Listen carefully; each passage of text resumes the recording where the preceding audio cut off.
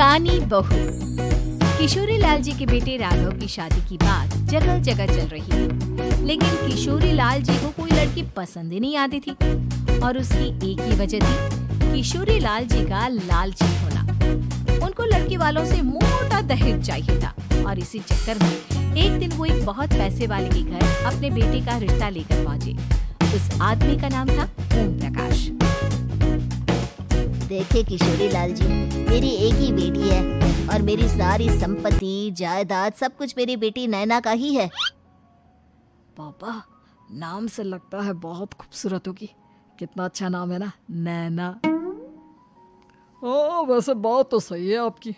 अब इतना पैसा है, जमीन जायदाद है, इकलौती बेटी, आप भी क्या करेंगे? सब कुछ उसे ही देंगे ना। बिल्कुल ठीक पहचाना आपने। बस बेटी की शादी और सारी जायदाद उसके नाम। पापा, बिना देखे हाँ कर दीजिए ना। इतना अच्छा रिश्ता फिर कहाँ मिलेगा? माला माल हो जाएंगे हम। मैं अपनी बेटी को बुलाता हूँ। अरे नहीं नहीं नहीं नहीं, आपकी बेटी का नाम नैना है, सुनकर ही लगता है बहुत सुंदर होगी। रहने दीजिए अंकल, मैं तो आपकी बेटी के नाम से ही इतना खुश हो गया हूँ कि उसे बिना देखे शादी करने को तैयार हूँ। अब तो मैं उसका चेहरा सीधे शादी के बाद ही देखूंगा। और इस तरह राघव नैना का चेहरा नहीं देखता और उससे शादी कर लेता है। शादी के बाद अपनी सुहाग रात पर जब राघव नैना का घूंघट उठाकर देखता है तो नैना की आंखें बंद थी।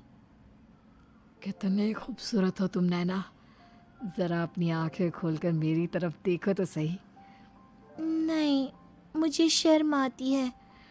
अरे, मैंने तुम्हें शादी से पहले भी नहीं देखा और अब अगर तुम आंखें खोलकर मुझे देखोगी भी नहीं तो मुझे अच्छा कैसे लगेगा? इससे पहले कि नैना अपनी आंखें खोलकर राघव की तरफ देखती, अचानक से लाइट चली गई और राघव नैना को पूरी तरह से देख भी नहीं पाया।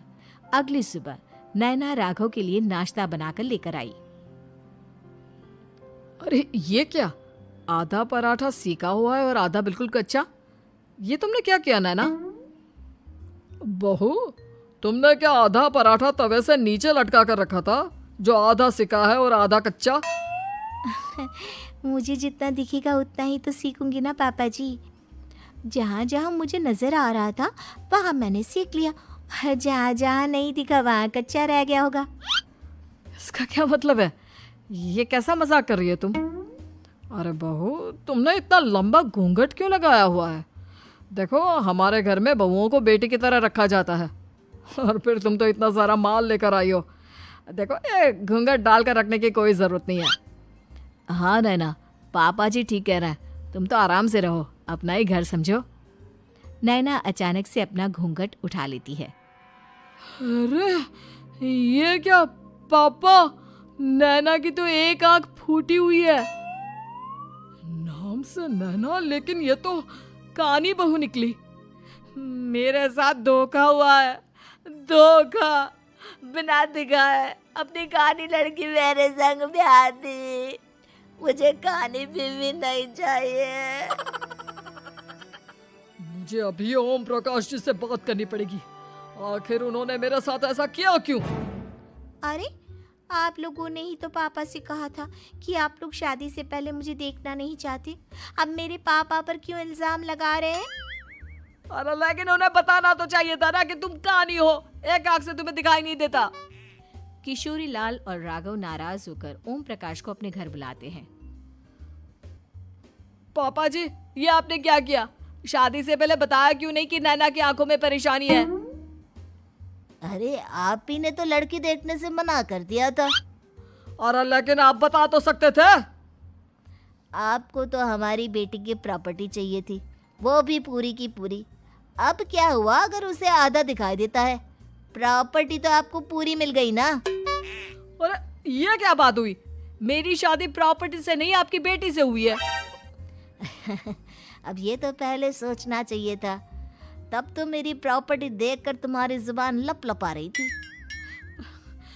लेकिन मैं कानी लड़की को अपनी बीवी बनाकर नहीं रख सकता।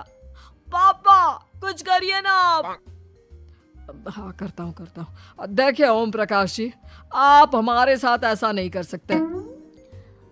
और तुम देखो, अगर तुमने मेरी बेटी से शादी तोड़ी ना, तो जो भी प्रॉपर्टी मैंने तुम्हें दी है वो तो पूरी की पूरी वापस ले ही लूँगा, और आधी प्रॉपर्टी तुम्हारी भी लूँगा। अरे मेरी आधी प्रॉपर्टी भला क्यों लेंगे आप? इसलिए क्योंकि मेरी बेटी को आधा नजर आता है और उसकी नज़र अभी तक तुम्हारी आधी जायदाद पर ही पड़ी है। अब तुम उसे घर से निकालोगे तो कुछ तो लेकर जाएगी ना।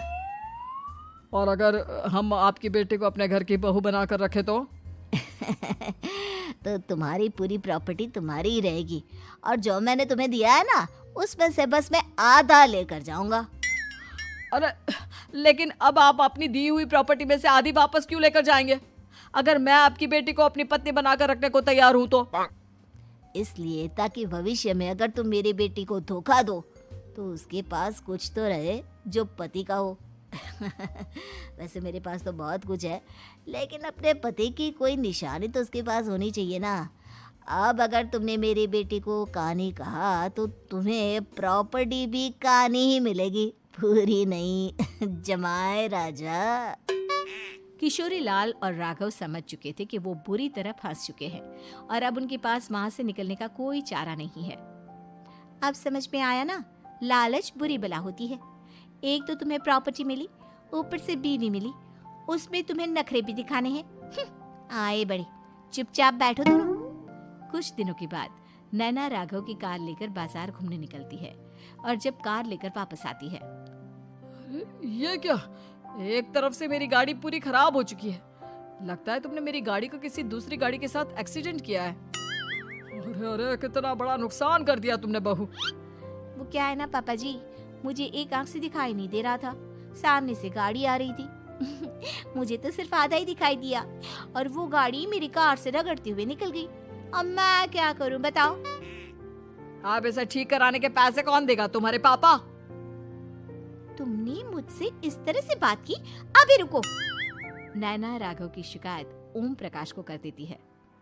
देखो राघव, अब जो मेरी आधी प्रॉपर्टी तुम्हारे पास थी ना, उसमें से आधी और मैं लेकर जाऊंगा, क्योंकि तुमने मेरी बेटी को डांटा।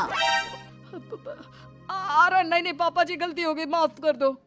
गलती की तो कोई गुंजाइश ही नहीं। अगली बार मेरी बेटी को डांटा तो बची हुई आधी में से आधी और ले जाऊंगा। लालच के चक्कर में हम दोनों ने बहुत बड़ी गलती कर दी बेटा। एक तो तुम्हें कानी बहू मिली और ऊपर से जो माल मिला वो भी काना। इस तरह राघव की हर एक गलती पर ओम प्रकाश उसकी प्रॉपर्टी का आधा आधा हिस्सा लेकर अपना सारा माल वापस ले गया और राघव को कानी बीवी से काम चलाना पड़ा। भाई लालच वाकई में बुरी बला है।